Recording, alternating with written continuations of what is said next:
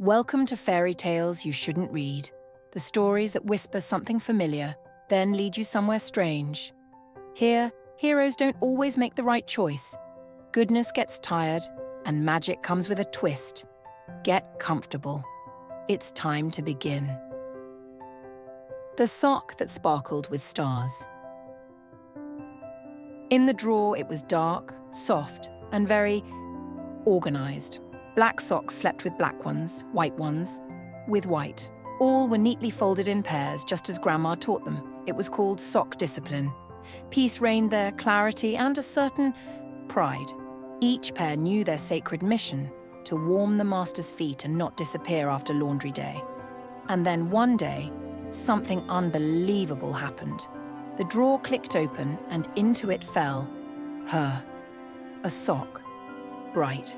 Striped, red, yellow, green, rainbow-coloured, with glitter and tiny stars that had absolutely no practical use. "Oh, excuse me," she whispered, squeezing into a corner between two overly serious black pears. Silence fell. The pears went quiet, but not for long. "What was that?" whispered a white sock, slightly faded but still in shape. "Is that colour?" sneered a black one, proud she'd never been washed with whites. "Sorry, I must have ended up here by accident. I'm from the fun stuff basket," the bright one said nervously, already naming herself. "Fun?" the older socks gasped. "This is not a fun section. This is the drawer of order." "But I'm still a sock," she said softly. "Alone?" asked one black sock, looking at her as if she'd brought in a flu virus. "No pair," added a white one, twitching her elastic nervously. "And with glitter," hissed Granny Sock, who'd survived at least 3 owners. "Maybe my pair got lost," whispered Bright. Maybe your pair ran away from shame. Or fainted from embarrassment over those stars. Socks must be modest, practical. But I could be useful too. You're alone. Lonely socks are rags. You can't fulfill your sock mission. No foot would want to wear you. Bright said nothing. For the first time, she wondered, what if it was true? What if she really didn't belong? Her colours didn't seem so cheerful anymore. The stars pointless and her heart heavy. Maybe I really did pick the wrong drawer, she murmured to herself. That night, when all the socks snuggled into their pairs, Bright lay alone. She stared into the dark and wondered if a sock could be anything other than half of something. The next morning, the drawer opened again with a chirpy shoop. The signal. Someone was going on a mission. All socks froze. Being picked for the day was like qualifying for the Sock Olympics. "Oh, it's my turn today," Black Sock number 7 gasped. "I wasn't picked yesterday, so I must be next." "Only if the master's gone blind," grumbled his partner. "They returned you yesterday. You smelled weird." But before any sock could take offense, something strange happened. The hand paused, hovered, and chose nothing. The hand disappeared, leaving the drawer open in disappointed tension. "Wait. We weren't chosen," whispered one white sock. "We weren't picked," someone else shouted. "It's her fault." All eyes turned to Bright. She lay in the corner of the drawer, slightly crooked. Her fabric shimmered with rainbow sparkles. I just wanted to," she began. "Wanted what?" snapped the black and white pair from the right. "To make sure we all got rejected? That our owner ditches us until flip-flop season? It wasn't my fault. I was thrown in here by mistake." "By mistake," sighed the elite wool sock, once worn by Grandpa. "And that's how it always starts, by mistake. But we're not just fabric. We are pairs, order, purpose." "She's not a pair," someone muttered. "She's solo." And so it began. The sock assembly. "She doesn't meet storage standards. Her colour has no ISO code. She has glitter. I heard she doesn't even have a match. No pair? She's like a banana without its peel. We just want to live in a properly sorted drawer," they all cried. And without much ceremony, A few of the boldest socks, mostly lefties because they're always feistier, gently nudged Bright over the edge of the drawer. She flopped onto the floor. "Oh!" she squeaked, more surprised than angry. Just then Mom walked in, one stocking on, coffee cup in hand. "Ugh, another single," she grumbled, picked up Bright, and without a glance tossed her into the dirty laundry pile. "Oh, great," Bright perked up. "Laundry! It's a second chance." But a t-shirt landed on her, then a towel, then Dad's gym shorts. Bright's optimism deflated. Inside the washer, she dreamed. "I'll change. I'll turn grey. I'll find a pair. I'll be silent and warm. I'll be normal." But when the cycle ended and she was hung to dry, a gust of wind had other plans. Whoosh! Bright flew off the balcony. Twirling like a handleless umbrella, she landed on a tree branch. As the wind whisked Bright away from the windowsill, she felt hopeful.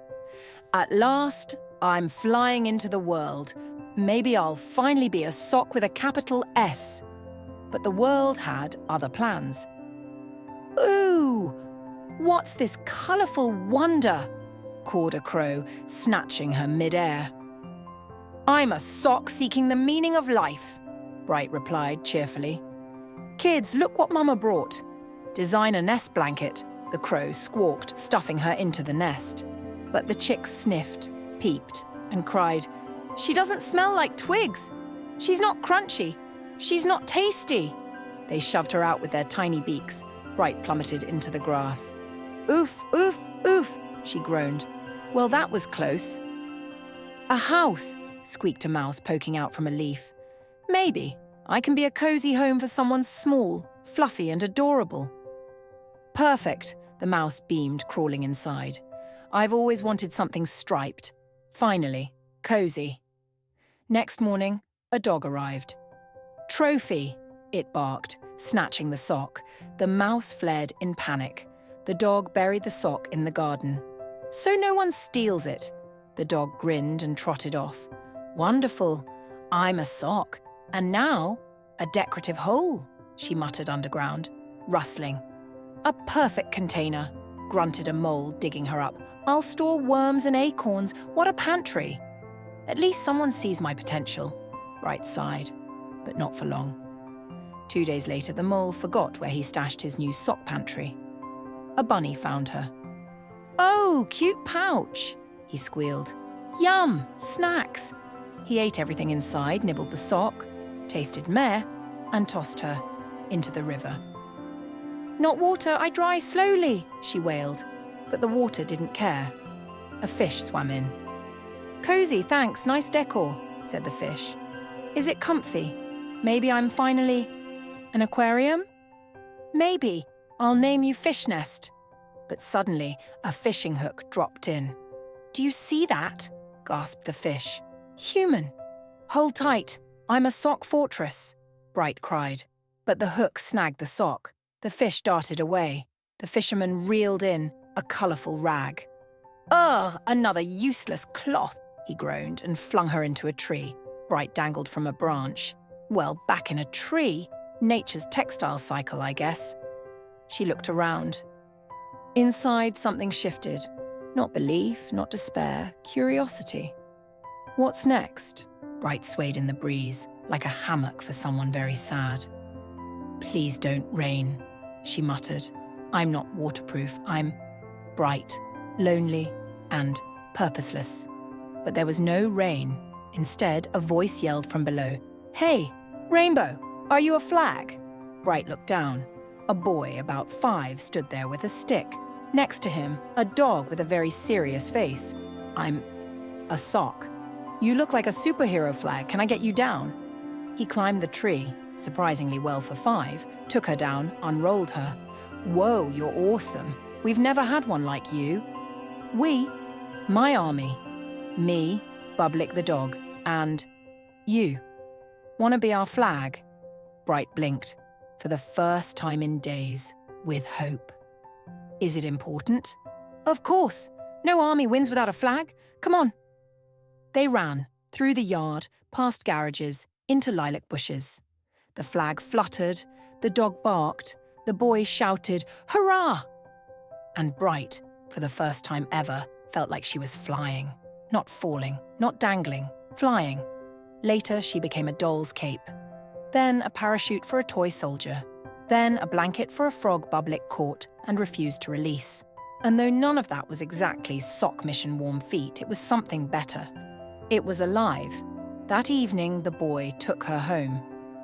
"Mom, look what I found." Mom looked. "So bright. And alone? No pair?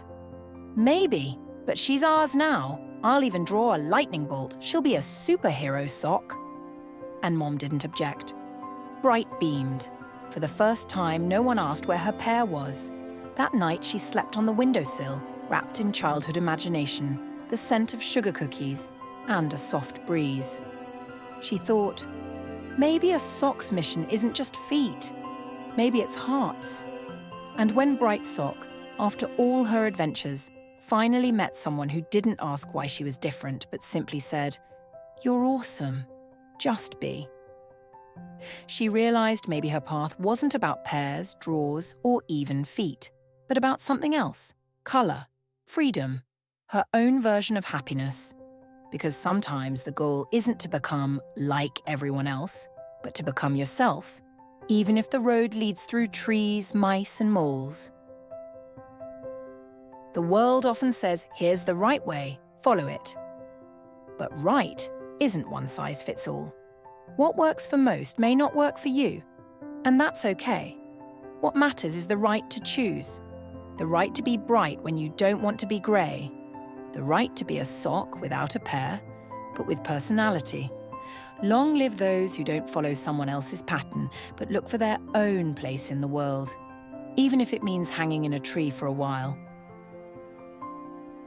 That's it for today. The tale was a little too strange, a little too close to the truth. But you know, every story dreams of being read. And maybe you were meant to hear this one. If you enjoyed it, leave a like, subscribe to the podcast, and drop a comment. Somewhere out there, another story is waiting, and it can't wait to be heard.